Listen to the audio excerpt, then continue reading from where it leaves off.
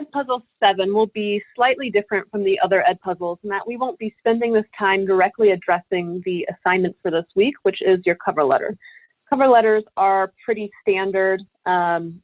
They're most relevant to job applications, but you'll also see them for graduate school applications sometimes, and then also for things like fellowships and scholarships where you have application materials, multiple application materials that come in packet form. But either way, the instructions are pretty standard and they're all contained in the module. And so what we're going to spend the Edpuzzle this week discussing is, first I'll just outline the content for this week. Since we're done with the textbook, we'll talk about what you should be doing instead of reading the assigned chapters. Then we'll go over how you can become and should become the ideal candidate, whether it be for graduate school applications or for the job market and specific positions. Then we'll look at evaluating positions within graduate school programs mostly, and then I will go through questions that were asked in the survey last week and also questions that have been asked previously in this course. So we are all finished with the Helms and Rogers book. The book wasn't that expensive to buy, and you're not going to get that much money for selling the book back if that's something that you typically do. And so I recommend that you keep this book. In a year, once you hit the job market or you've started an entry-level job or something that you're not quite happy with, this book will be a really great tool for you to revisit later on and remind yourself of the options that you have, and also revisit some of the examples that are provided in this book once you no longer have access to our Canvas, like the CVs and the personal statements and the different tips and tricks that it contains. So go ahead and keep that on a bookshelf somewhere.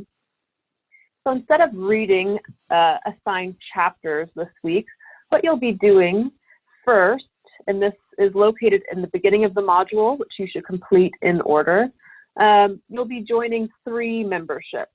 And so the 3 required memberships for this week are our Psych Club, your Handshake membership, which you already automatically have as a Mercer student, but you will be activating your membership if you have not already, and then browsing through it.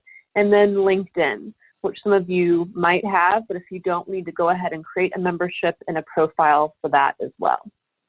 Now, there are lots of other types of memberships that you can have, and really the more, the better.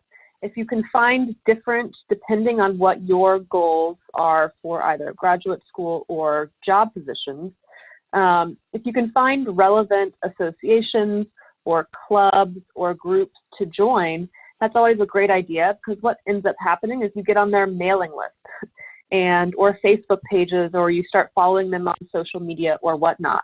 And then through those groups, you can find and have disseminated to you a lot of opportunities for job positions, and internships, collaborations, and networking.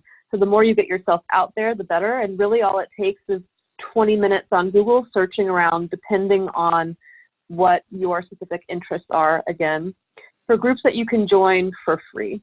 Some of the larger associations are going to be have fees for membership, like American Psychological Association or Southeastern Psychological Association, or things like that. But most everywhere has less expensive membership fees for students, and so that's a good thing to take advantage of at the moment. If you're applying to doctoral level graduate school applications, those look great on your vita and might be worth spending the $30 or $50, depending on the organization, to join and have that on there. So we're going to start by doing your membership. So that's part of your content.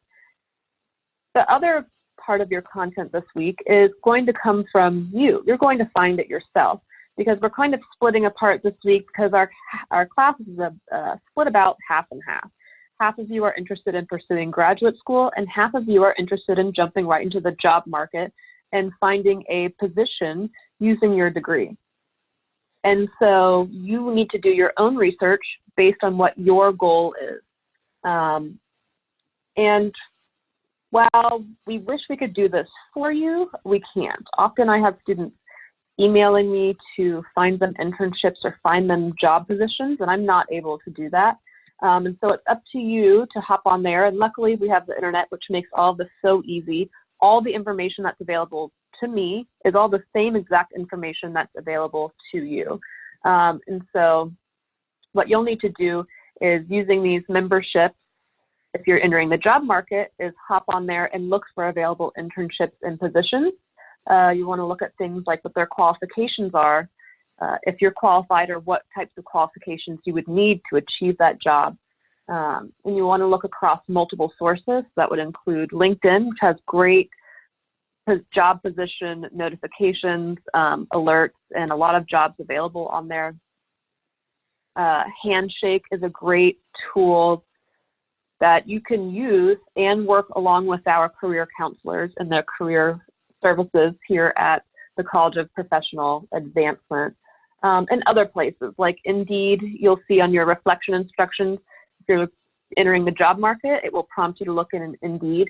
Some of these larger websites can be helpful, but again, they're so large, they're going to give you a lot of stuff, often too much stuff that may not be particularly relevant to you. And so often when you get on the larger sites, it can be a little bit discouraging because you'll see stuff that's not relevant or not what you thought you would expect coming out of school with a bachelor's degree. And so getting on the smaller sites like LinkedIn or your Handshake are better options that are available to you as a student. If you're in graduate school, then the research you will be doing will be on graduate school programs.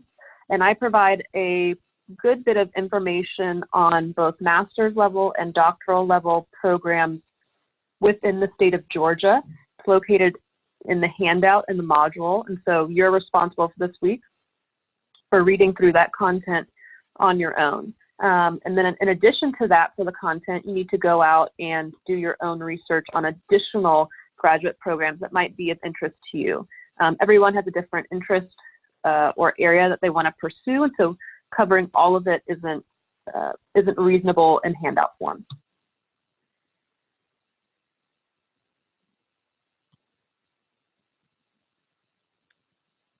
So we've been developing some application materials, and what I've been emphasizing over and over again is that you need to not have any errors in your application material. So let's say you've successfully put together a CV and a personal statement, and they have no typos and they're really well written.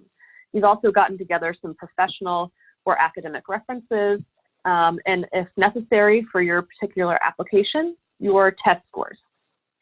So let's say you've got all that together, it all looks good, and you make it through the initial passover or the initial round for application or job position reviewers, which means we initially just go through things and make sure there aren't any red flags, messy applications, or errors in them that would make us just throw them right in the trash. So you've got well put together materials and you make it through the first passover for a search committee. Now what? Well, let me back up just a minute and say that for whether it is a job application or a graduate school application, you'll need professional or academic references. For a job application, professional, usually it's a blend. Often people will put one of their professors as a reference to speak to their ability when it's concerning their academics. And then sometimes they'll also put employers, depending on how many references they need. Academic references are generally needed for graduate school applications, so they require 3, and you want at least 2 of those to be from school, so you need 2 professors. The first thing you need to keep in mind is that you need to ask people in advance if they're willing to be your recommenders.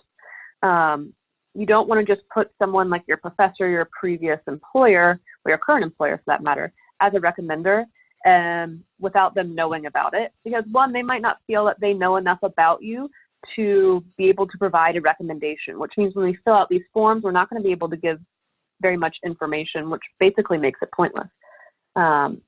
Or they may not be comfortable giving you a good recommendation. And typically people will be very candid about that and say, you know, I would recommend finding someone else. So you need to contact these people and make sure that if they have to write a letter of recommendation, which is required for most graduate schools, that takes time. And so you need to give them enough heads up so that they have time to write that letter before the recommendations are due. So if you're applying to graduate school and the deadline for for your entire application, which includes your recommendations, is December 1st, then you really ought to ask your recommenders if they will recommend you and write you a letter sometime in October, so that they have several weeks to write and prepare your recommendation letter. But anyways, you got to ask us and get the okay before you go ahead and put us on the form for any type of application. Then you made it through this first initial pass through. All your materials look good. So now what do you need to think about? What will make it so that you make it to round 2 of the application process when you're being looked at by a search committee? Well, the first thing is that you need to set yourself apart. After the initial, let's say we started with 100 applications. After the initial round, we probably threw out 15 because they have typos or have the wrong name on wrong university name or job position name or some obvious type of error. We're left with 85. I would say about 50 of those 85 are going to have a degree with a pretty solid GPA. And so what is the most important thing when making yourself the ideal candidate is to set yourself apart from all the other people with bachelor's degrees and whatever and a pretty solid GPA. And so what that really comes down to is getting that relevant experience and getting some items to put in that section on your CV.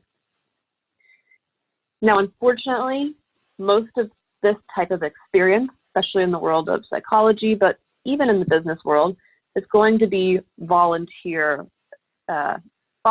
type opportunities. It's going to be unpaid internships.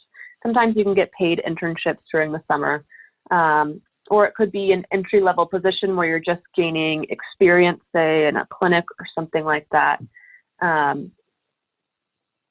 But this comes down to you to seek out these opportunities and to gain them before you start applying for jobs so that you can have them to put on your CV.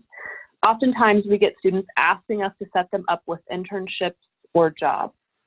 And while I would love to be able to do that, the field of psychology is so broad that we wouldn't want to place someone in something as specific as an internship because we're not really sure what their interests or pursuits are within psychology, and it could be very wide-ranging.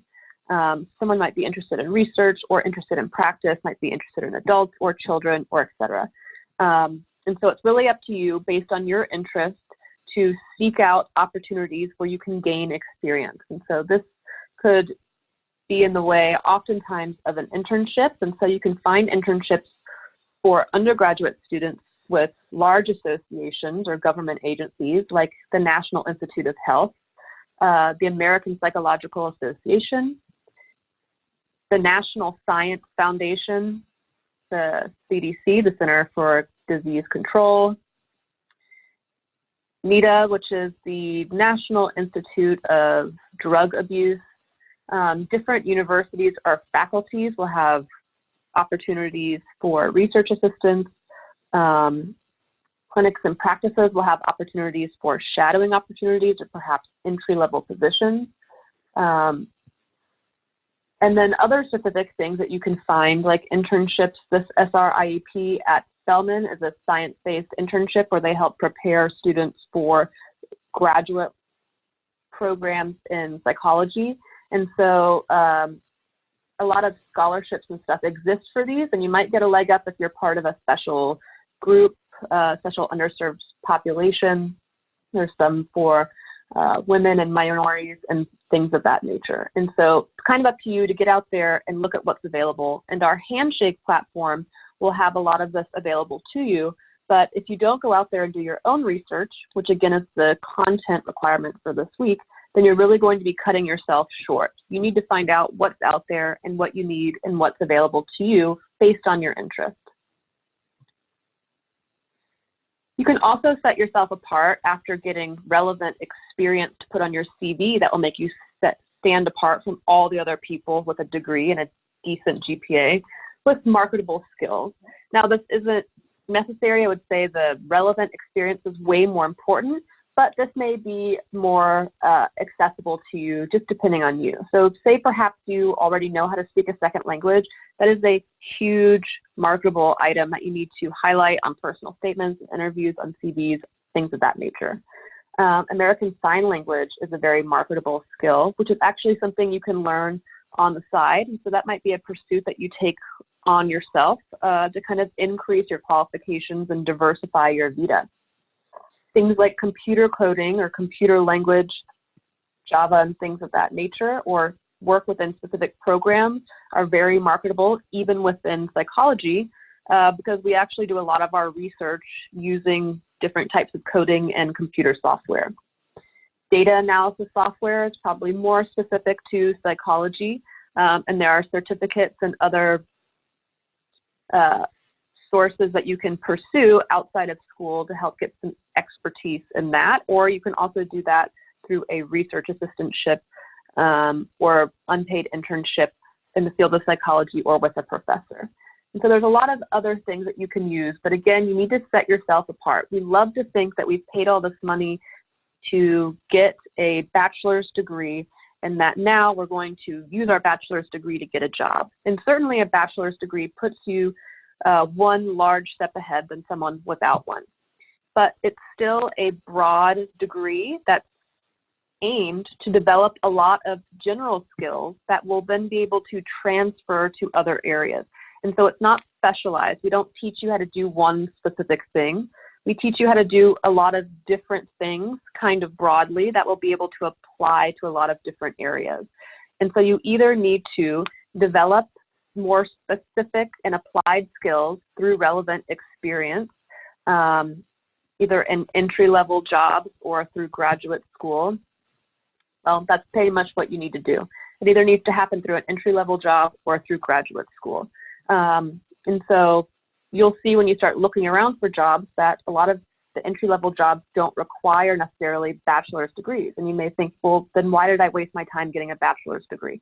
Well, you can rest assured that you will at least start with a higher pay or a higher salary than someone that did not have a bachelor's degree. But still, we have to usually start at entry-level positions so that we can develop the specific skills. Since the academic skills are learned in a bachelor's degree are meant to be generalizable. It shows an ability and an aptitude, but we don't specifically train you how to use specific programs and stuff like that. So you need to set yourself apart. That will make it so that you make it through to the second round of a search committee.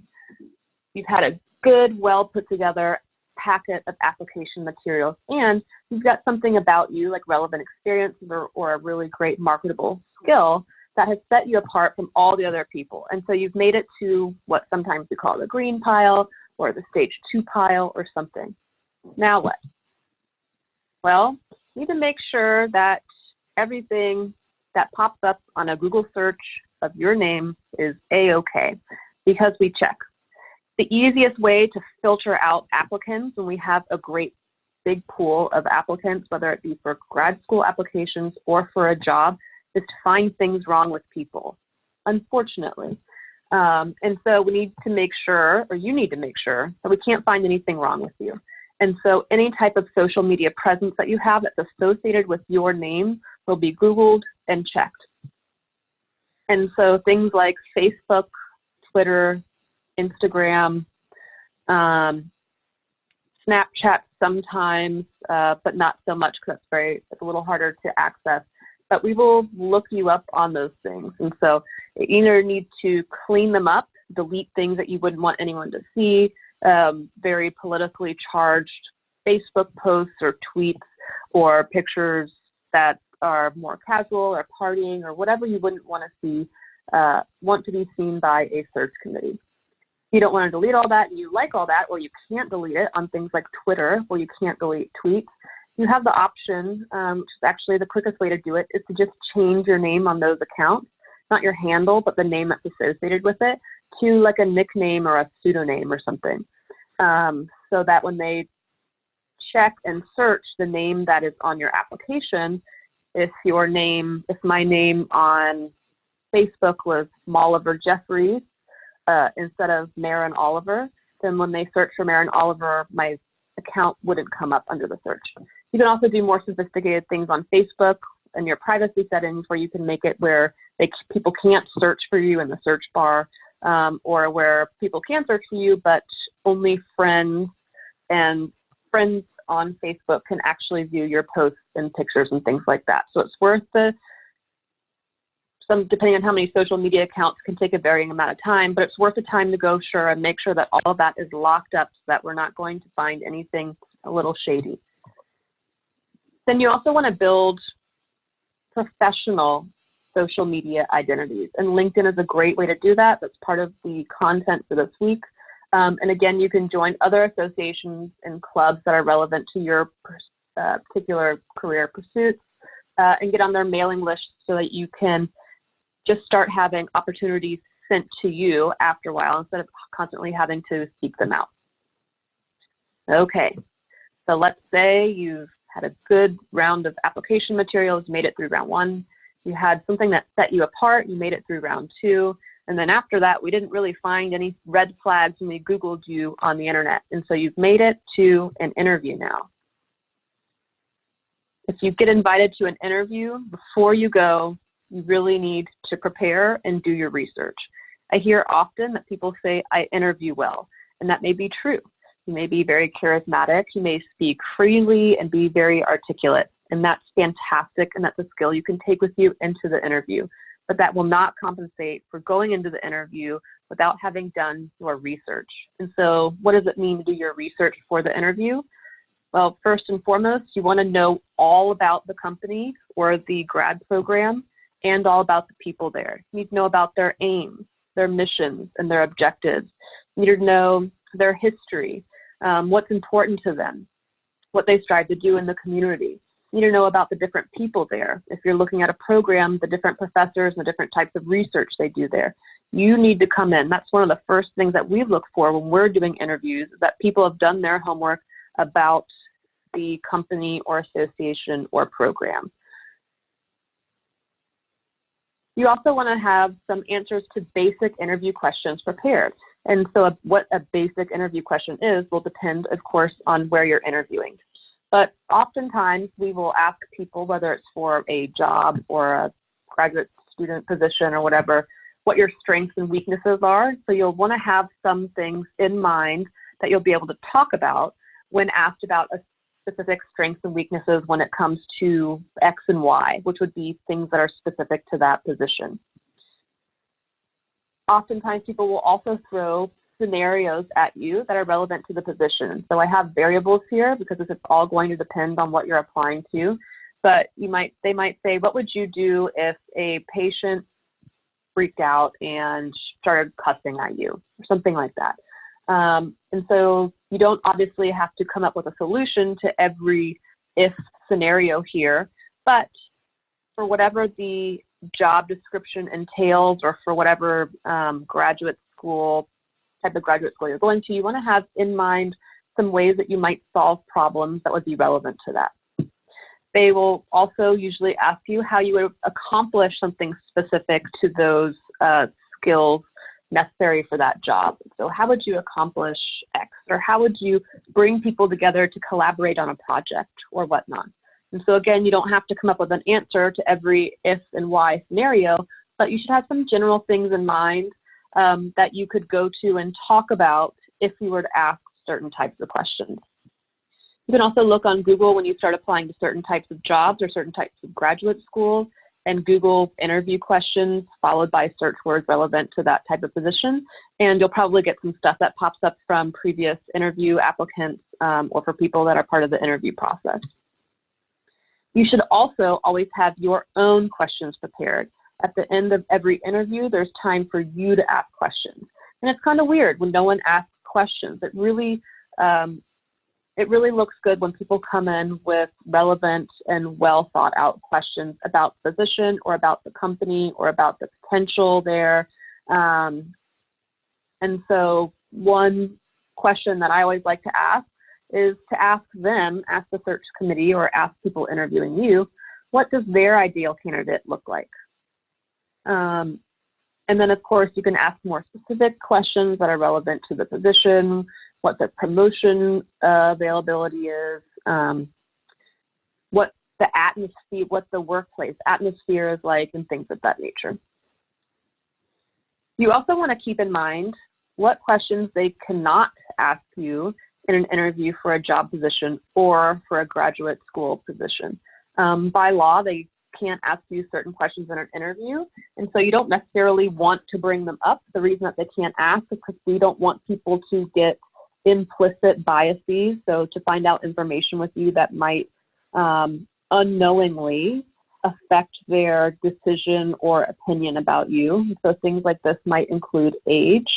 So they could never ask you what year you graduated high school, because that gives a general indication of how old you are. They cannot ask about marital status. Now, many people bring this up in an interview and mention their husband or their wife, and that's okay. But you don't have to offer that in there, and so just be mindful of that. Your family status, so whether you have a ton of kids or not so it's illegal for people to discriminate against you based on how many kids you have, but if you offer that information up to someone, they're going to have in the back of their mind that you have this many responsibilities in addition to what you're asking to take on. And so while you can mention that in an interview, it might sometimes be wise to wait until interview number 2 to bring that up, just so that you get most of the professional questions out of the way first. You also aren't obligated to tell them if you're pregnant or expecting or anything like that, and they can't ask.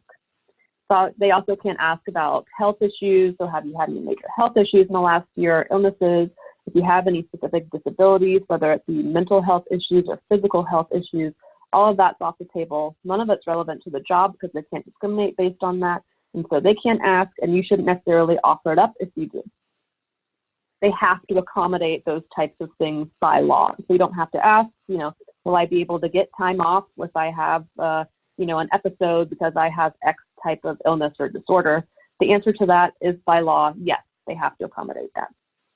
You don't have to bring up any type of group membership. So your sexual orientation, gender, ethnicity, country of origin, if it's not the United States or anything like that. The things they can't ask and that you don't have to offer up and may not be relevant to the first interview, you don't really need to get personal. So hopefully you guys make it all through all these rounds of different things. You make it through the interview, you come in well prepared, and you do great, and you get your first choice for graduate school position or a job. One last thing for this is that you want to bring materials with you. I can't tell you how annoying it is if someone shows up to an interview without a pen and how unprofessional it is. That's a big red flag that you came in without anything. So you want to come in with a pen to write with. Always want to offer your own so they don't have to scrounge around and get one for you. You want to bring copies of your Vita or resume in case there are other people that you meet that you want to hand it to, or in case multiple people are interviewing you. It's great to have things on hand like your transcript just in case it comes up and you need to talk about it. So it's great to come prepared with materials that make you seem helpful.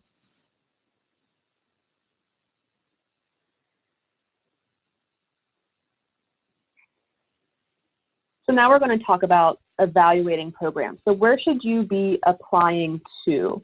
When it comes to jobs, there's a lot of things to consider when it comes to jobs, and we don't necessarily outline them over here because those things are not necessarily particular to psychology jobs. What's going to be important is how much money you have to make, or most importantly, the potential for what you can make in a year or in 2 years, because again, most of the time, unless we have some relevant experience already accumulated, we might be starting at an entry-level job if we have absolutely no experience outside of our bachelor's. The type of benefits that they offer, benefits are a huge thing. They can actually, some benefits can cost $20,000 to $30,000 a year if you're getting health and dental and retirement and things of that nature. So that's really important to consider. But if we're talking about graduate school programs, since there's so many programs available, there's some things that you need to consider. Because what you want to do, the best strategy, is to apply to all quality programs that you would reasonably consider attending. We all have, if we're interested in pursuing graduate school, usually one top program or top outcome that we have in mind, that we've already found, or that we had in mind to begin with. Maybe it's here at Mercer. Maybe it's another program somewhere else. But just like the job market, graduate school applications are incredibly competitive. You will see on the handouts for this week what the acceptance rate for some of them is, and it can be anywhere from 5% accepted to 40% accepted. In any case, it's less than half. And so you need to give yourself some options. By finding 3, I would recommend to 5 programs to apply to that are quality and you would reasonably consider going to. They're somewhere within your interest. They have someone there doing something that you're interested in, or you could use them as a stepping stone to your real goal. Perhaps it's a master's program that you could use as a stepping stone to the doctorate program that you really want to go to. But the first thing you need to consider is that you only want to apply to quality programs.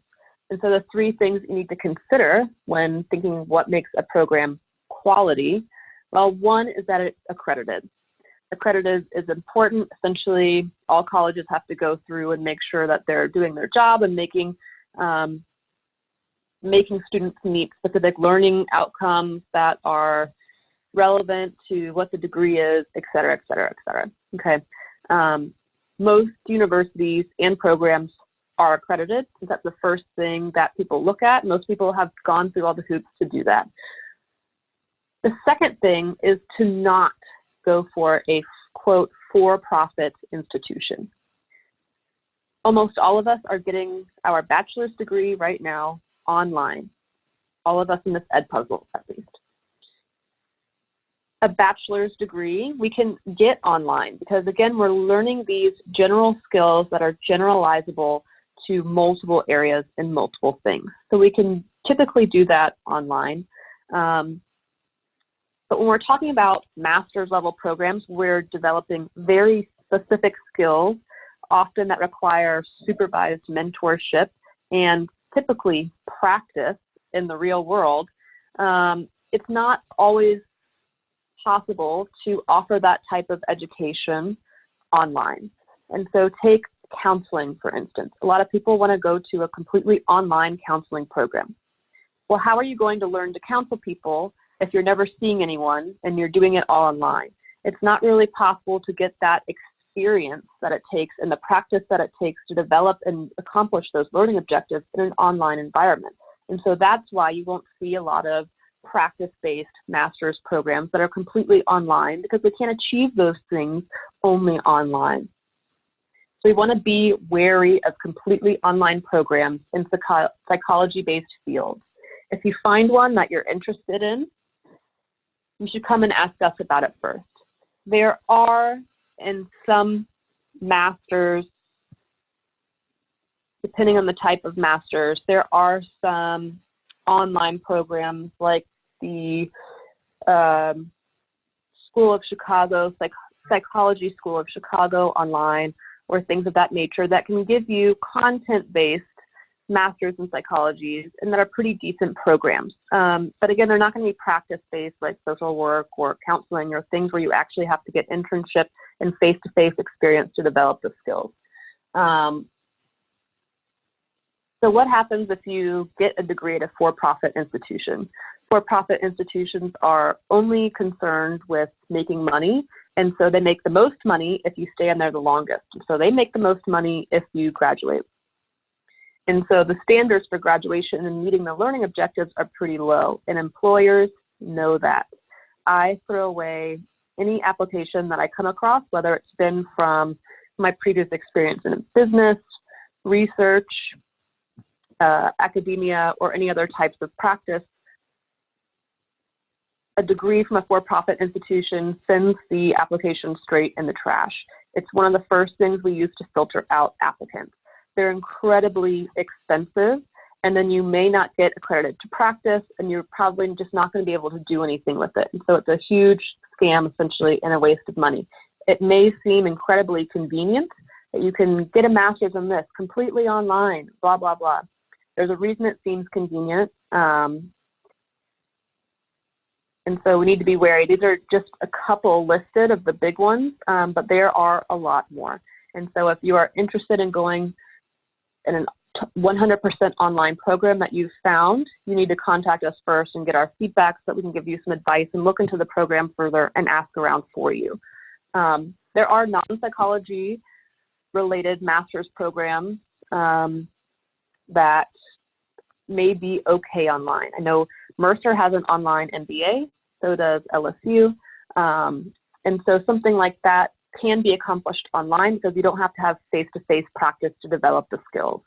Any type of PhD program that's offered completely online is 95% of the time going to be bogus and for-profit and not look good. Anyways, you won't get any type of hire. And so please, I know it seems ideal, but we need to be incredibly wary of that.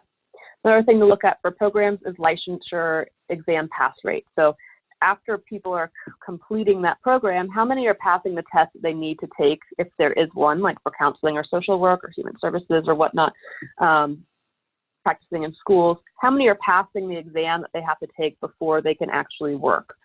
If it's not a great program, then students aren't going to do well on the exam, and then they're not going to be able to work anywhere afterwards, even though they have a master's, because they weren't able to get licensed. And so most years our Mercer program in counseling here has a 100% pass rate. That's one of those important details to look at when you're researching programs to go to.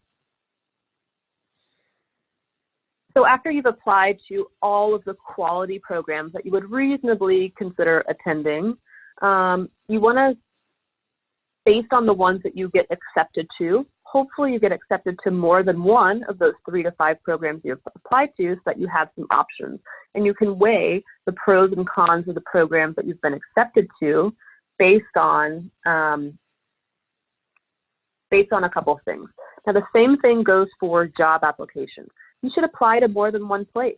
It would be great if you got interviews at more than one place. That puts you in an excellent position to negotiate. How much is this one going to offer you in salary and in benefits versus how much is this one going to offer you in salary and benefits?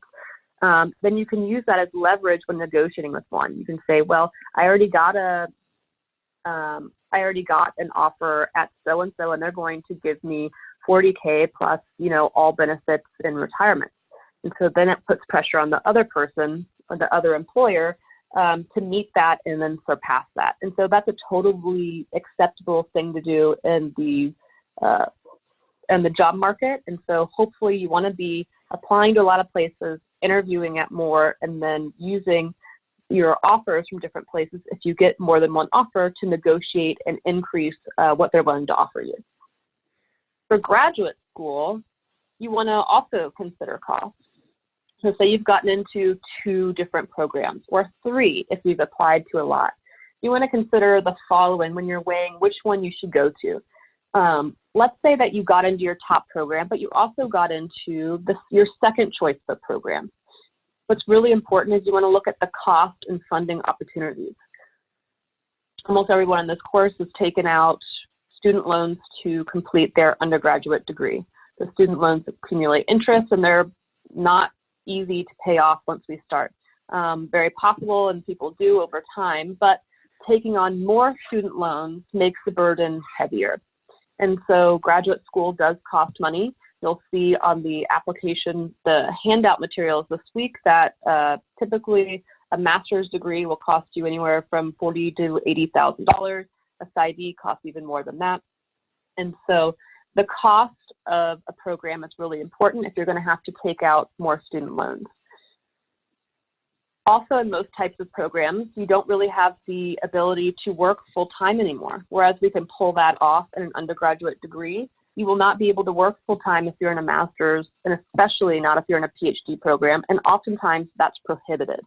And so in those types of opportunities, we have to look at cost and also funding opportunities.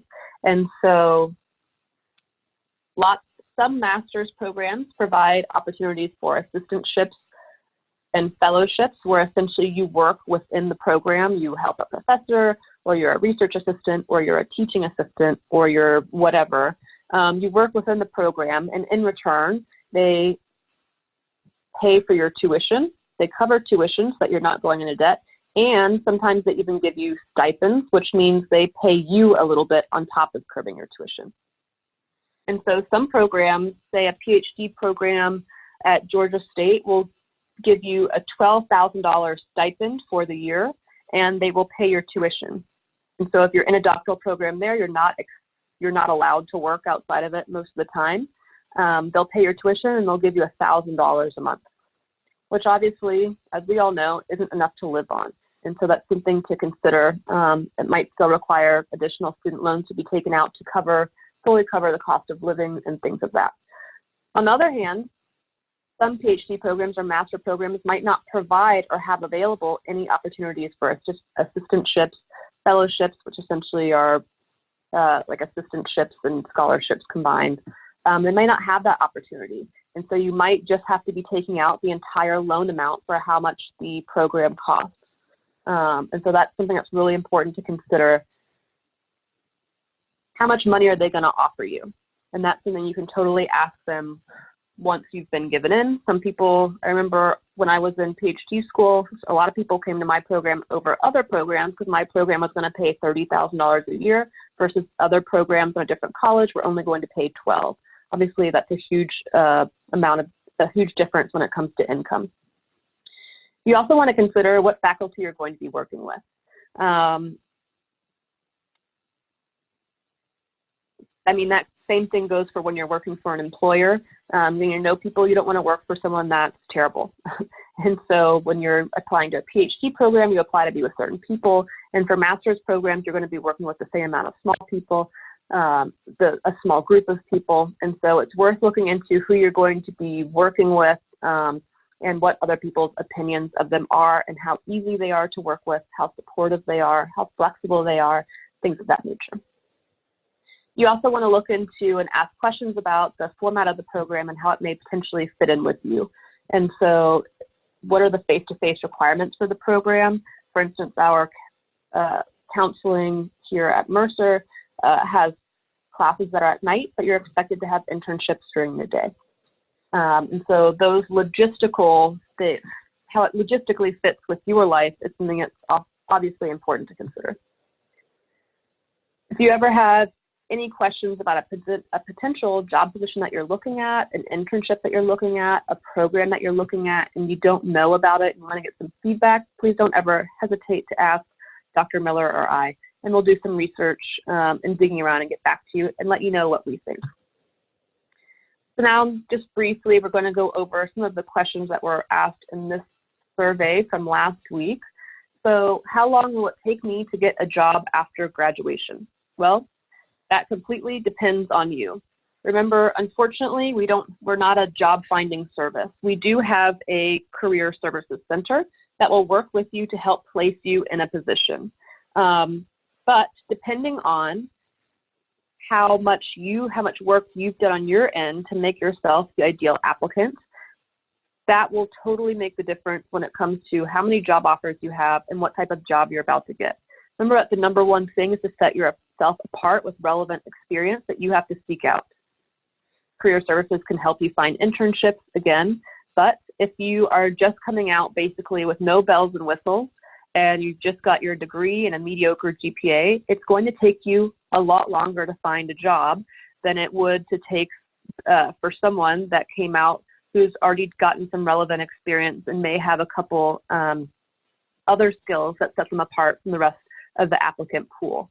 And so you could get a job even before you graduate, or it may take you a couple years after you graduate to get a job if you've got to get some relevant experience that qualifies you for whatever you're applying for.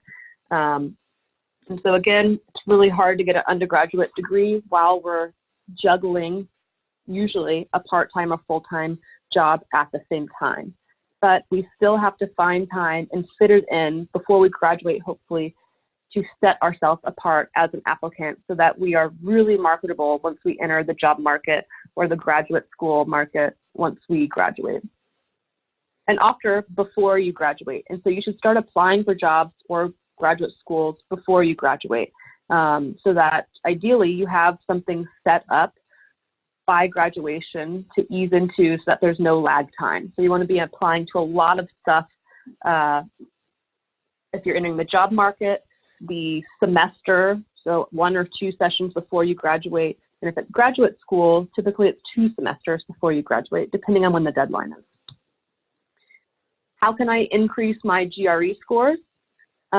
Essentially, the easiest way is to order a GRE practice book online. Kaplan and lots of other companies make these, and it will give you strategies and practice questions and practice tests so that you can practice all the different types of questions that you'll get on the actual exam.